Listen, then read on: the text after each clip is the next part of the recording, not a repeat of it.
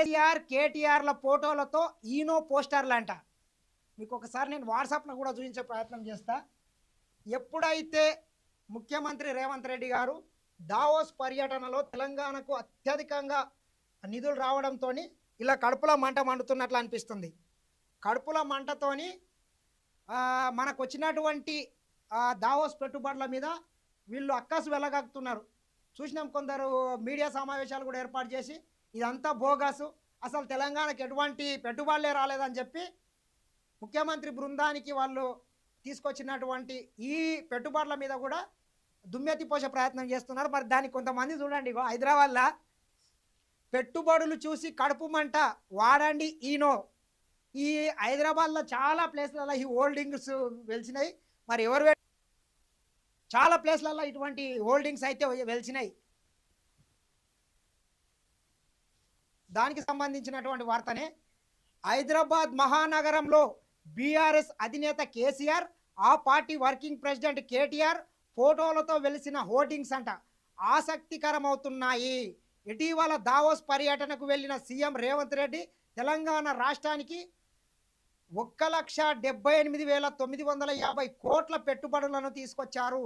దీంతో కాంగ్రెస్ నేతలు తమ ముఖ్యమంత్రి రేవంత్ పెట్టుబడులతో రికార్డు సృష్టించారని, అవి చూసిన కేసీఆర్ కేటీఆర్లకు మండుతున్నట్టున్నదేమో అనేలా నగరంలోని పలు చోట్ల బ్యానర్లను ఏర్పాటు చేశారు.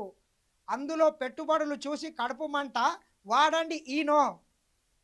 ఏదైతే తెలంగాణ రాష్ట్రానికి పెట్టుబడులు వచ్చితే మరి మీకు కడుపులో మంటలు వేస్తున్నట్లున్నది, ఈనో వాడండి అని చెప్పి ఈనో పాకెట్లతో కూడినటువంటి ఒక బ్యానర్ని ఏర్పాటు చేయడం జరిగింది. ఇటు సైడ్ కేసీఆర్, అటు సైడ్ కేటీఆర్. ఎందుకంటే నిజంగానే తెలంగాణ రాష్ట్రానికి పెద్ద ఎత్తున పెట్టుబడులు వచ్చిన మాట వాస్తవమే. ఒక అమెజాన్ కంపెనీ 60,000 కోట్ల పెట్టుబడి పెట్టింది. ఎందుకంటే తెలంగాణ రాష్ట్ర ప్రభుత్వం వాళ్ళకి కల్పించేటటువంటి సౌకర్యాలు కావచ్చు, ఇక్కడ ఉన్నటువంటి ఇన్ఫ్రాస్ట్రక్చర్ కావచ్చు, రోడ్లు కావచ్చు, తెలంగాణకు ఒక సమశీతోష్ణ ఉష్ణోగ్రత కావచ్చు, వీటన్నిటినీ ముఖ్యమంత్రి గారు దావోస్ వేదికగా ప్రపంచంలో ఉన్నటువంటి పెట్టుబడిదారులని ఆకర్షించే విధంగా ఆయన వాళ్ళకు ఒక భరోసా కల్పించడంతో ఇంత పెద్ద ఎత్తున పెట్టుబడులు వచ్చినాయి. మరి గతంలో ఇదే డ్రామారావు కూడా 10 సంవత్సరాలు దావోస్ వెళ్ళిండు. ఎన్ని తెచ్చిండు? ఎంతసేపు?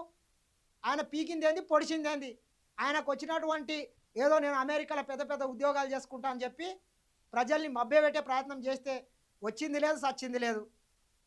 ఇప్పుడు పెద్ద ఎత్తున పెట్టుబడులు రావడంతో కడుపులమంట వచ్చింది. ఎందుకంటే రాబోయే ఎలక్షన్స్ ఉన్నాయి. మరి ఆ ఎలక్షన్లో మా పార్టీకి మనుగడ లేకుండా పోతుందని చెప్పి ప్రతి దాని మీద కూడా దుమ్మెత్తి పోసే ప్రయత్నం చేస్తున్నారు. మరి ఇది ఎవరు పెట్టినరో కానీ వాళ్ళకైతే మొక్కాలే. ఈ బ్యానర్లు చూసి ఇక్కడ బుద్ధి తెచ్చుకోండి కేటీఆర్.